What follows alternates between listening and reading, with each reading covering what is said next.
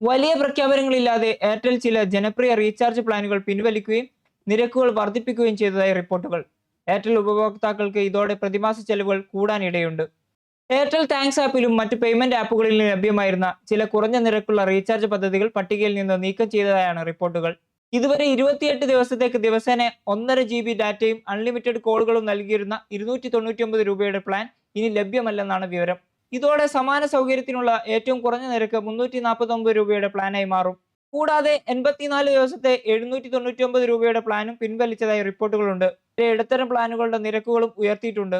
579 രൂപയുടെ പ്ലാൻ 619 രൂപയായും 859 രൂപയുടെ പ്ലാൻ 899 രൂപയായും വർദ്ധിപ്പിച്ചതായി റിപ്പോർട്ടിൽ പറയുന്നു.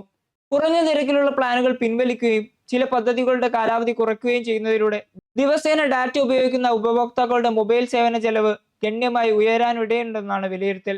അതേസമയം ജിയോയും വിഐയും സമാനമായ മാറ്റങ്ങൾ വരുത്തുമോ എന്നതും ടെലികോം മേഖലയിൽ പ്രധാന ചർച്ചയായി മാറിയിരിക്കുകയാണ്.